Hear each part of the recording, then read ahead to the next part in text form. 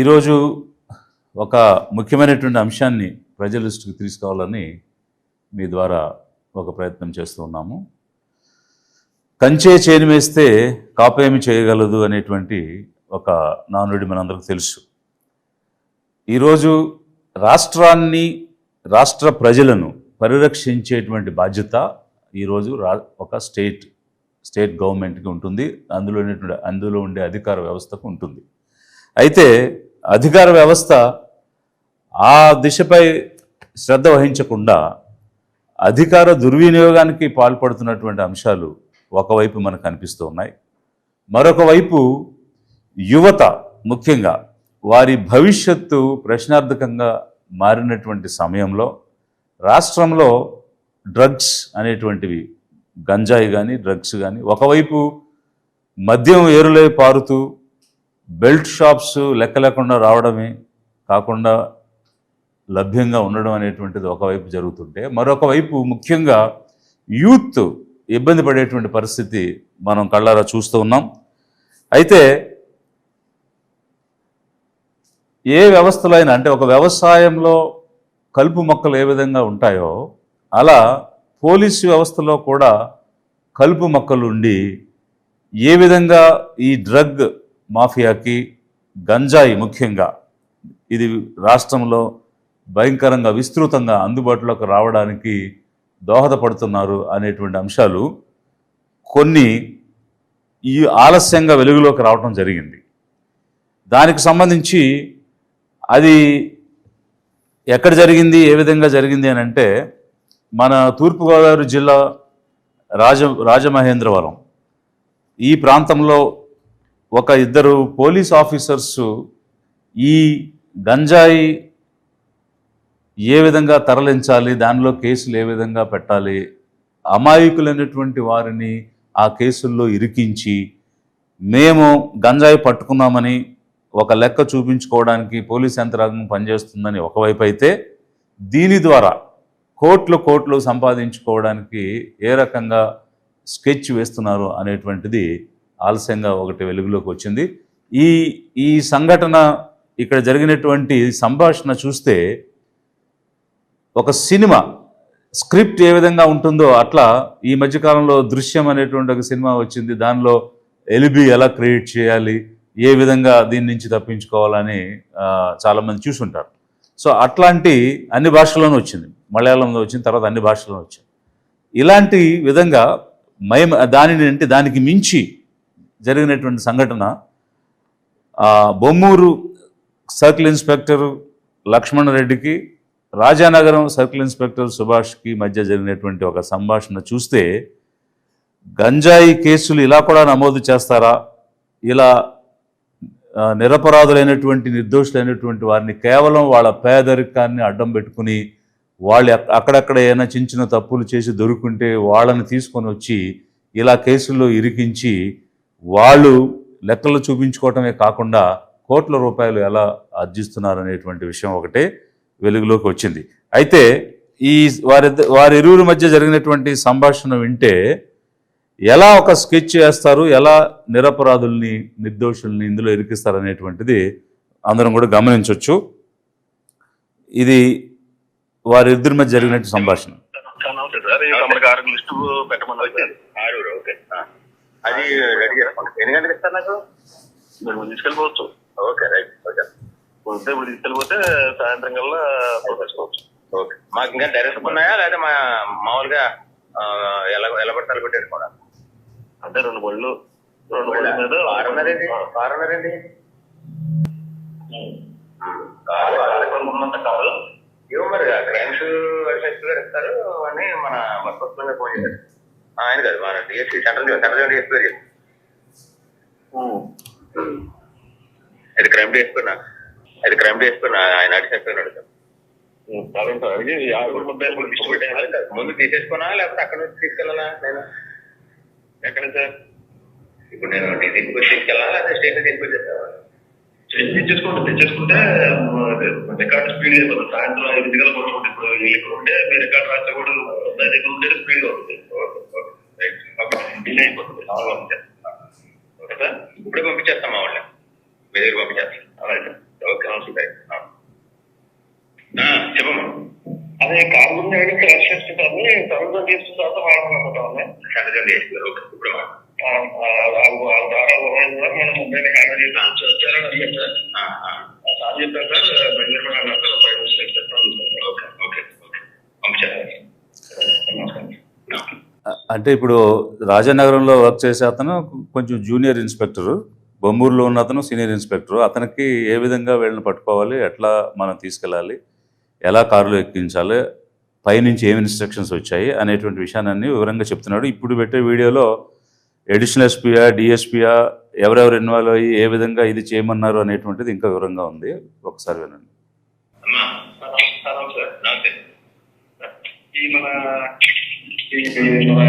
ఇంకా కారు రాలేదు అమ్మా.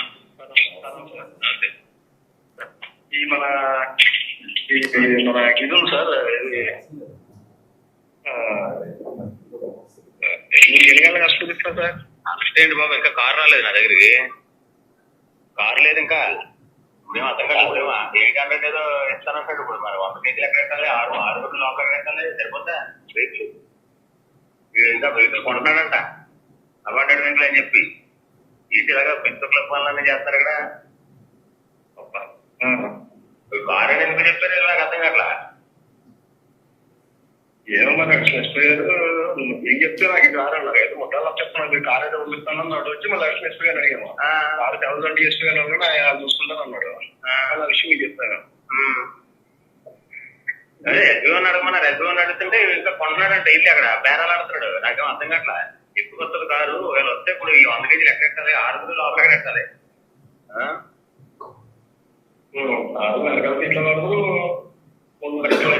మరి 100 కేజీలు ఎక్కడ? 5 మూటలు ఉంటాయి. చిన్న డిక్కీలు పెట్టినా చిన్న డిక్కీలు సరిపోతా 100 కేజీలు. సీట్లోనే ఒళ్ళో పెట్టుకున్నట్టే చాలా పెట్టరా. సరే ఇంకా రాలేదు, వెహికల్ రాలేదు, లేట్ అయిపోతుంది. నేనైతే రెడీ చేస్తాను. ఇన్స్ట్రక్షన్స్ ఏంటంటే ఇప్పుడు మీరు 3 గంటలకు ఎఫ్ఐఆర్ అనుకోండి. ఈ 2 ఫోన్లు ఇచ్చాం కదా మీకు మొదటి. ఆ 2 ఫోన్లు ఇప్పుడు జగ్గంపేట నుంచి మీ దగ్గరికి వస్తే గంట పడతాయి. ఆ జగ్గంపేట పంపించాలి 2 ఫోన్లు. అక్కడ పంపించి అక్కడ 2 ఫోన్లు ఏదో నెంబర్ గైడ్ చేసేసేయాలి. అక్కడ లొకేషన్ చూపించాలి జగ్గంపేట. అక్కడి నుంచి ఎవరికి చేయాలి? అందులో ఏదో నెంబర్కి ఎత్తేసి మాట్లాడకుండా 2 నిమిషాలు ఎవడో అందులో ఏదో రైలు నెంబర్లో మాట్లాడకుండా ఓకే లొకేషన్ అక్కడ వస్తుంది కదా. కొంచెం దూరం వచ్చాక ఇంకో నెంబర్ నుంచి ఇంకొక ఏదో వాళ్ళకి. ఓకే ఓకే ఈ లోపు ఏదన్నా ఇన్కమింగ్ కాల్ వచ్చి ఎత్తేయండి. అట్లా ఎత్తేసి మాట్లాడడం అంతే. సెకండ్స్ పడిపోతాయి. ఓకే అయిపోయిన తర్వాత అక్కడి నుంచి మన దగ్గర ఎగ్జామ్ క్లీన్ ఆఫెన్స్ వచ్చాక క్లీన్ ఆఫెన్స్ లో కూడా కాల్ అవుట్ గోయింగ్ చేసేటట్టు ఇన్కమింగ్ చేసేటట్టు ఏదైనా ఉంది. అది చూపించండి.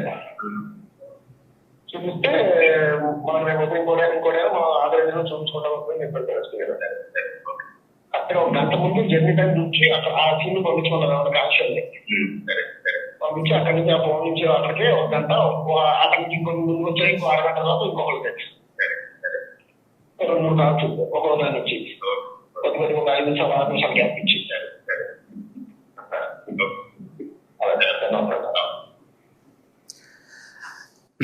సో ఇది అంటే ఇద్దరు ఇన్స్పెక్టర్స్ రాజానగరం బొమ్మూరు మధ్య జరిగిన కాన్వర్సేషను. ఒక కానిస్టేబుల్ని అంటే మొత్తం 6 ఫోన్ నెంబర్స్ తీసుకున్నారు వీళ్ళు. ఫస్ట్ ఆఫ్ ఆల్ అసలు ఈ ఫోన్ నెంబర్స్ ఎవరి పేరు మీద తీసుకున్నారు, తీసుకుని ఈ పోలీసులు వీటిని ఎలా హ్యాండిల్ చేశారు అనేటువంటిది ఆ 6 పిల్లల యూత్ యొక్క పేర్లు ఉన్నాయి నా దగ్గర.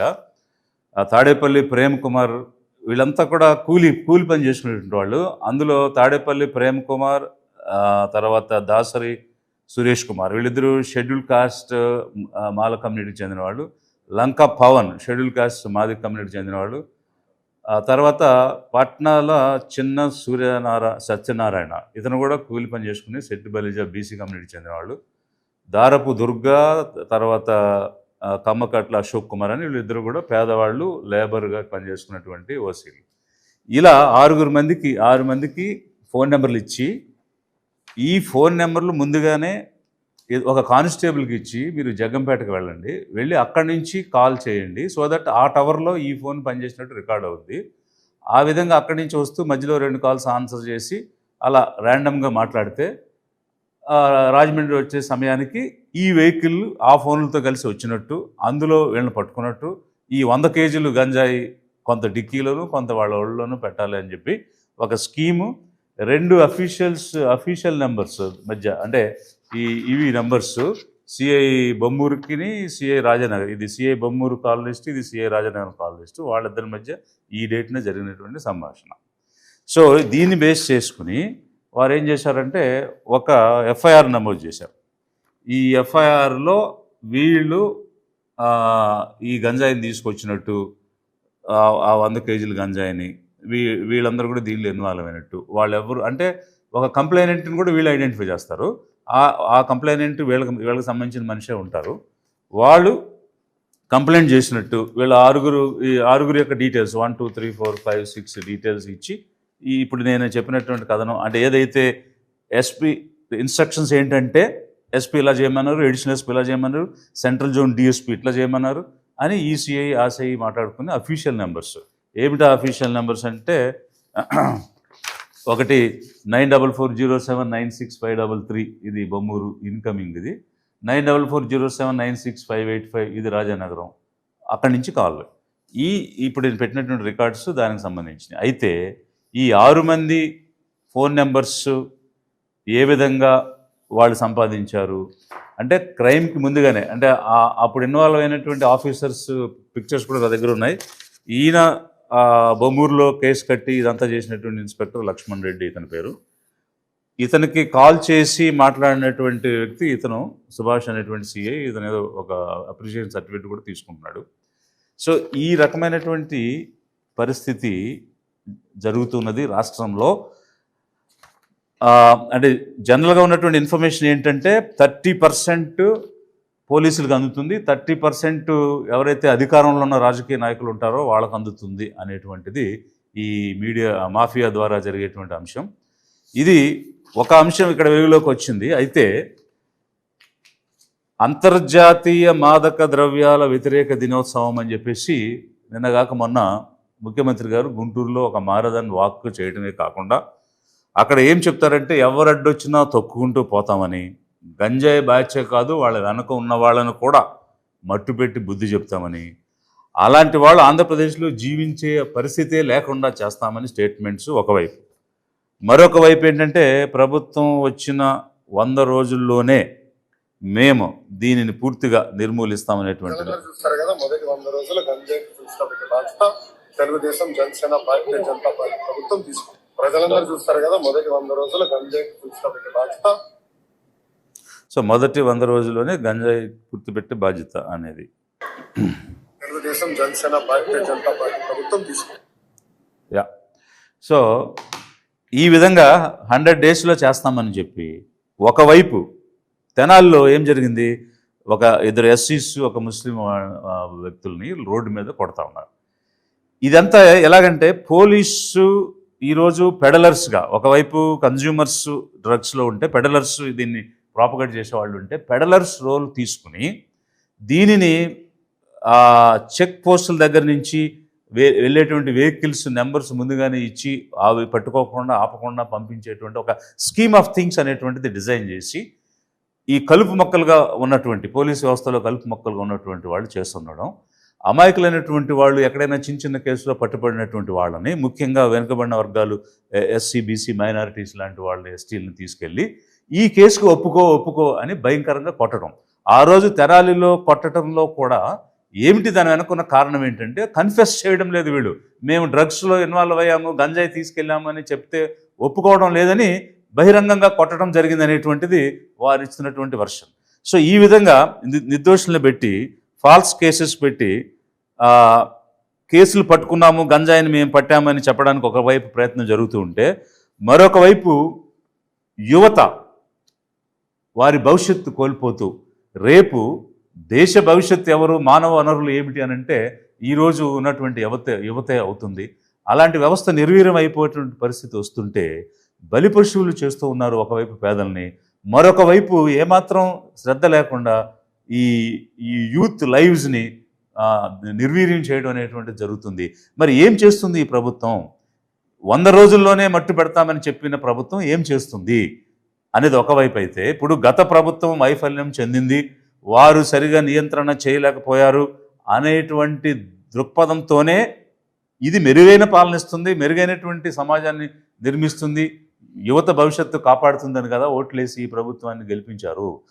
మరి గెలిచి వచ్చిన తర్వాత ఇంకా కొత్త కొత్త రవాణా మార్గాల ద్వారా ఇంకా భయంకరంగా అడ్డుకట్ట అనేది లేకుండా యథేచ్ఛగా సాగిపోతున్న పరిస్థితి కనిపిస్తూ ఉంటే ఏ విధంగా జరుగుతుంది? ప్రజల అభిప్రాయాలు ఏ విధంగా ఉన్నాయంటే, అసలు వీళ్ళు పట్టుకున్నటువంటి 6,000 టన్నులు ఏదైతే ఉందో అది కేవలం టిప్ ఆఫ్ ది ఐస్బర్గ్.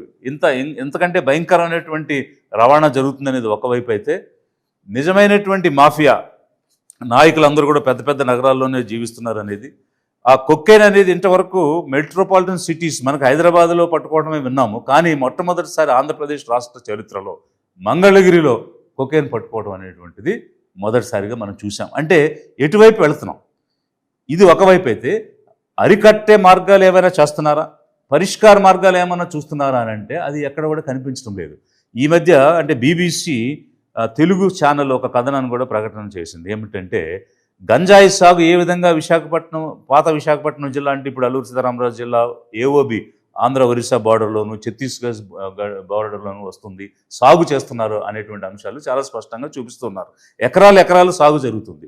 మరి అలాంటి సందర్భంలో ఆ పంటలను పూర్తిగా నిర్మూలించడం కానీ, వేయకుండా నివారణ చేసే చర్యలు తీసుకోవడం కానీ, అలాగే ఆదివాసీ ప్రాంతాల్లో డీ అడిక్షన్ సెంటర్స్, పెద్ద పెద్ద నగరాల్లో డీ అడిక్షన్ సెంటర్స్ పెట్టడం కానీ, యూత్కి కానీ ఇలాంటి దానిలో పాల్పడతారు అనుకునే వారికి ప్రత్యామ్నాయమైనటువంటి జీవనోపాధులు ఇవ్వడంలో కానీ, ఈ పంట కాకుండా ప్రత్యామ్నాయ పంటలు ఇచ్చి వారికి ఆదాయం వచ్చే వనరులు ఆదివాసీలకు కల్పించడం కానీ, ఇట్లాంటివి ఏ చర్యలు కూడా తీసుకోవడం లేదు. ఆ పంట సాగు జరగకుండా ఆపడం లేదు. విశాఖ సెంట్రల్ జైల్లో హాస్టల్స్ టెర్రస్లో గంజాయి మొక్కలు పెంచుతున్నారు అనేటువంటి అంశాలు కూడా కనిపెడుతున్నటువంటి పరిస్థితి ఒకవైపు. మరొక వైపు సాక్షాత్తు ముఖ్యమంత్రి గారి కుప్పం నియోజకవర్గంలో గంజాయి తాగి వారు తెలుగు దేశం కార్యకర్తలు కొట్టుకోవడం, నాయకులు కొట్టుకోవడం, మాజీ జడ్పీటీసీ రాజశేఖర్ బ్రదర్ వినయ్ అనేటువంటి వాళ్ళు గాయాలు తగలడం అనేటువంటి చూసాం. రాయదుర్గం కాన్స్టిట్యువెన్సీలో అక్కడ తెలుగుదేశానికి సంబంధించినటువంటి వ్యక్తులు గంజాయి సాగు చేస్తున్నటువంటి విషయాన్ని కూడా మనం చూసాం. అతను ఒక స్వామి అనేటువంటి వ్యక్తి. సో ఇట్లా వివిధ ప్రదేశాల్లో వీళ్ళే అధికార పార్టీ వాళ్ళే ఇన్వాల్వ్ అయ్యి దీన్ని పెంచడం అనేటువంటిది ఒక పక్క జరుగుతున్నది. Directorate of revenue intelligence and narcotics control bureau ఒక రిలీజ్ చేసినటువంటి దానిలో ఏం చెప్తుంది అని అంటే, ఏపీ ఈ మాదక ద్రవ్యాలలో స్మగ్లింగ్లో మొదటి స్థానంలో ఉందని. చిలకరి పన్నూరు స్వామి మామిడి తోటలో టీ వీరాపురం రాయదుర్గ మండలంలో ఎమ్మెల్యే అనుచరుడు పండిస్తున్నాడు అనేటువంటిది ఒకటి. సో ఈ విధంగా యథేచ్ఛగా సాగుతున్నటువంటి పరిస్థితి ఒకవైపు కనిపిస్తుంది. మరి ప్రభుత్వం మారింది, కానీ ప్రజలకు ఏమిటి ప్రయోజనం? ఏమైనా అడ్డుకట్ట వేయడం అనేటువంటి జరిగిందా? ముఖ్యంగా పేదలైనటువంటి వాళ్ళని కేసులు ఇరికించి ఆర్టికల్ 21 ఏదైతే లైఫ్ అండ్ లిబర్టీ జీవించే హక్కునిచ్చిందో ఈ హక్కుని కాలరాయటం అనేటువంటిది ఒకవైపు జరుగుతుంది. మరొక వైపు ఏం జరుగుతుందనంటే, 2,000 కోట్లు నెలవారీగా దీని మీద వ్యాపారం జరుగుతుంది అనేటువంటిది ఒక అంచనా ఒక పక్క నడుస్తూ ఉంది. అందుకనే అత్యధికంగా ఆంధ్రప్రదేశ్లో ఉందని నార్కోటిక్స్ డిపార్ట్మెంట్ బ్యూరో ఇచ్చినటువంటి సమాచారం. మరి ఇప్పుడు లిక్కర్ స్కామ్ గురించి చాలా విస్తృతంగా పేపర్లో వస్తూ ఉన్నాయి. కానీ లిక్కర్ స్కామ్కి 10 రెట్లు 20 రెట్లు అధికంగా జరుగుతున్నటువంటి స్కామ్ ఇది. ఒక సర్కిల్ ఇన్స్పెక్టర్ 200 కోట్లు సంపాదించి రకరకాల ఆస్తుల్లో పెట్టాడనేటువంటిది ఇక్కడ లక్ష్మణ్ రెడ్డి సబ్జెక్టులో కనిపిస్తున్నప్పుడు, మరి నెలకు 2,000 కోట్లు అంటే ఇంచుమించు ఈ సంవత్సర కాలంలో 20,000 కోట్లకు పైగా స్కామ్ ఈ రాష్ట్రంలో జరిగితే, ఇంత అత్యంత పెద్ద కుంభకోణానికి సంబంధించి ఏమైపోయారు, ఎక్కడున్నారు, ఏ విధమైనటువంటి చర్యలు జరిగాయి, దీని మీద ఒక జ్యుడిషియల్ ఎంక్వైరీ జరగాలి. ఎందుకనంటే ఇక్కడ పోలీస్ వ్యవస్థ ఇన్వాల్వ్ అయిపోయింది, అందులో కలుపు మొక్కలు ఇన్వాల్వ్ అయిపోయినారు. కాబట్టి ఆ వ్యవస్థ మీద ప్రాపర్గా ఎంక్వైరీ జరగాలంటే ఒక జ్యుడిషియల్ ఎంక్వైరీ జరగాలి.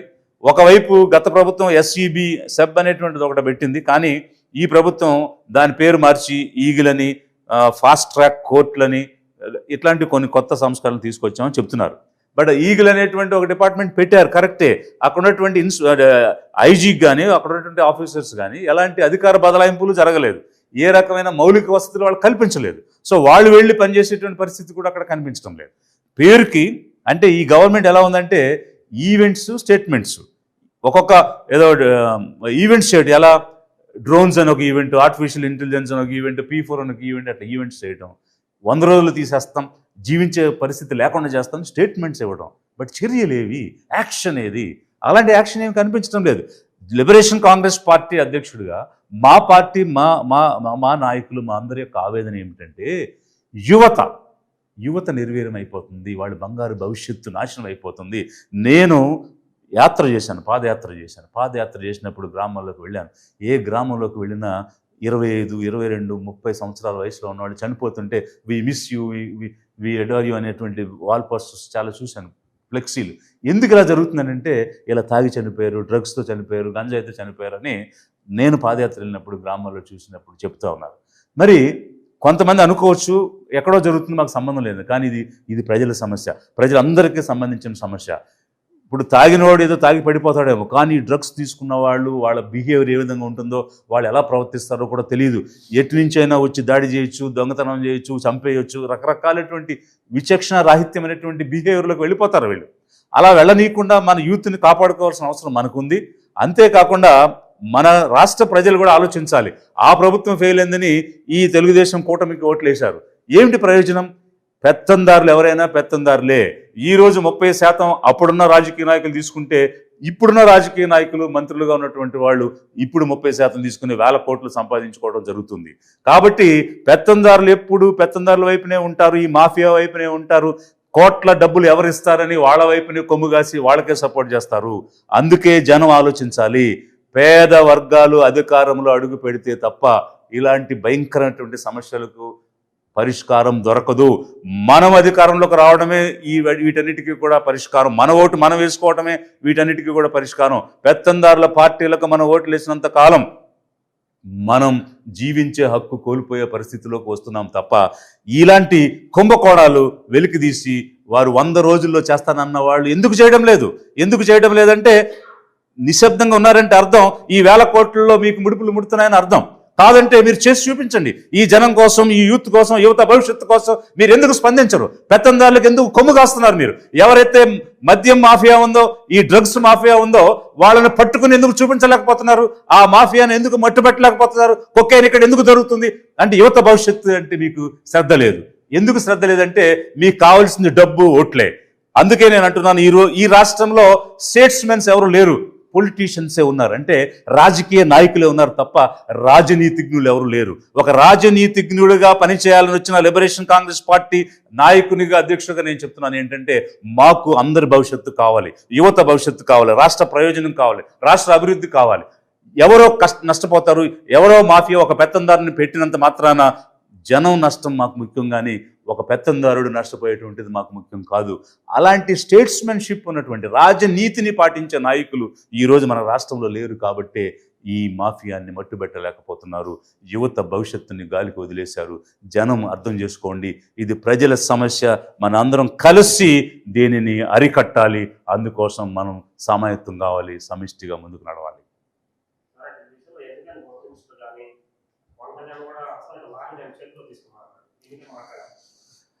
ఎందుకు మాట్లాడలేకపోతున్నారంటే నాకున్నటువంటి సమాచారం 30% ఈ 1000 కోట్లలో ఈ పోలీసు వ్యవస్థలో ఎవరైతే దీనికోసం కొమ్ము కాసి పనిచేస్తున్నారో వారికి వెళ్తుంది.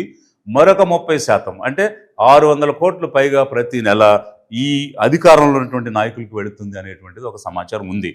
ఈ ఇంటెలిజెన్స్ బ్యూరో ఏదైతే మనకి ఇన్ఫర్మేషన్ ఇచ్చిందో, ఇది directorate of revenue intelligence and narcotics control bureau, AP highest పొజిషన్లో ఉంది ఈరోజు ఇండియాలో అని చెప్తుంటే అది ఎంత సిగ్గు, ఎంత అవమానం అది. కనీసం అధికారంలో ఉన్న వాళ్ళు ఫీల్ అవ్వాలి కదా, గుచ్చుకోవాలి కదా వాళ్ళకి. అరే మన రాష్ట్రానికి, పైగా మనమేమో వ్యవసాయం మీద ఆధారపడేటువంటి రాష్ట్రం, మనకి ఇక్కడ పరిశ్రమలు లేవు, ఎంప్లాయ్మెంట్ లేదు, మ్యానుఫ్యాక్చరింగ్ సెక్టర్ లేదు, సర్వీస్ సెక్టర్ లేదు. ఇలాంటి స్టేట్లో డ్రగ్స్ ఏంటి? ఇది వాళ్ళకి చేమికుట్టినట్టు కూడా లేదంటే దానికి కారణం కుమ్మక్క అయిపోయింది. అంటే there is a nexus between police, politician and mafia. ఈ నెక్సస్ ఎక్కడైనా ఉంది అని అంటే ఆ రాష్ట్రం అభివృద్ధి చెందదు, యూత్ పాడైపోతారు. సార్ ఇప్పుడు ఎలక్షన్స్ అప్పుడు డబ్బులు ట్రాన్స్ఫర్ చేస్తుంటే డబ్బుల్ని ఎట్లయినా పట్టుకుంటారు, అంటే అది వాసన రాదు, కనబడదు. గంజాయి అన్నది అంత దూరం స్మెల్ వస్తున్నప్పుడు, అంతంత పెద్ద మొత్తంలో ట్రాన్స్పోర్ట్ అవుతున్నప్పుడు దానికి కట్టడి ఎందుకు జరగట్లేదు? కట్టడి చేయాలి అని అనుకుంటే రాష్ట్రం ఖచ్చితంగా చేయగలిగేటువంటి వ్యవస్థ చేతిలో ఉంది. అంత బలమైనటువంటి ఒక పోలీసు వ్యవస్థ ఉంది. గ్రామస్థాయి ఈరోజు రాష్ట్రంలో సచివాలయాలు ఉన్నాయి. అక్కడ ఒక పోలీస్ డిపార్ట్మెంట్కి సంబంధించినటువంటి ఒక గ్రామ పోలీసు కూడా ఉన్నారు. అంతేకాకుండా 10 మంది సచివాలయ ఎంప్లాయీస్ ఉన్నారు. నిమిషంలో పట్టుకోవచ్చు.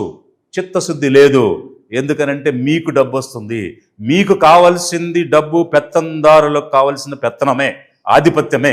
ప్రజలు ఏమైపోయినా పర్వాలేదు, యువత ఏమైపోయినా పర్వాలేదు, వాళ్ళ భవిష్యత్తు ఏమైనా పర్వాలేదు, మీరు కేవలం రాజకీయ నాయకులు, మీకు ఓట్లే కావాలి, రాష్ట్ర భవిష్యత్తు కాదు. అంతకు మించిన నిదర్శనం ఏంటి ఇక్కడ? సచివాలయ ఉద్యోగస్తులు ప్రభుత్వం వాళ్ళ ఉద్యోగస్తులుగానే చూడలేదు. ఈ నేపథ్యం వాళ్ళ చిత్తశుద్ధి ఉంది, వాళ్ళ మీద ఎలా చెప్పారు? నేను కూడా విన్నాను, నా దృష్టికి కూడా వచ్చింది. సచివాలయ వ్యవస్థపై చిన్న చూపు, వివక్ష చూస్తున్నారనేటువంటిది కూడా నా దృష్టికి వచ్చింది. ఆ విషయం గురించి కూడా నేను మాట్లాడనేటువంటి ఇన్ఫర్మేషన్ నేను సేకరణ చేస్తున్నాను. సందర్భం వచ్చింది కూడా చెప్తున్నాను. ఇది ఒక అంటే గవర్నెన్స్, పాలన అన్నది ప్రజల ముంగిటకు తీసుకెళ్ళాలి, ప్రజల గుమ్మాన దగ్గరికి తీసుకెళ్ళాలి అనేటువంటి ఉద్దేశంతో తీసుకొచ్చిన వ్యవస్థ. ఏ ప్రభుత్వం అయినా ఒక్కొక్కరు అధికారం ఉన్నప్పుడు ఒక్కొక్క రకమైన కార్యక్రమం చేసుకుంటారు. మీకు ఆ పార్టీ మీద వ్యతిరేకత ఉంది, ద్వేషం ఉంటే అది మీరు చూసుకోండి రాజకీయంగా. కానీ రాష్ట్ర ప్రజలు ఏం తప్పు చేశారు? వాళ్ళకేం సంబంధం? ముందు వచ్చిన పార్టీ పాలన సందర్భంగా ఒక కార్యక్రమం పెడితే తర్వాత వచ్చిన పార్టీ దాన్ని కొనసాగించాలి. గవర్నమెంట్ అనేది ఇన్ కంటిన్యూన్స్. పార్టీలు మారచ్చు, ఒక్కొక్క పార్టీ ఒక్కొక్క ప్రభుత్వం ఏర్పాటు చేస్తుంది, పోతుంది కాలగమనంలో. బట్ ప్రభుత్వం ఉంటుంది కదా, ఆంధ్రప్రదేశ్ రాష్ట్రం అనేది ఉంటుంది, రాష్ట్ర గవర్నమెంట్ అనేది ఉంటుంది, ప్రజలు అనేవాళ్ళు ఉంటారు. ఇలాంటి సందర్భంలో మీకున్న వ్యక్తిగత కక్షలు, రాజకీయ కక్షలు ప్రజల మీద, చిన్న ఉద్యోగుల మీద, ఎంప్లాయీస్ మీద చూపించడం అనేది తప్పు. మీరు మారండి. సచివాలయాలని పటిష్టంగా నడిపించి పాలన ప్రజల దగ్గరకు తీసుకుని వెళ్ళేటువంటి క్రమంలో ఒక చిత్తశుద్ధిని చూపించాలని లిబరేషన్ కాంగ్రెస్ పార్టీ ఈ కూటమి ప్రభుత్వాన్ని డిమాండ్ చేస్తున్నది.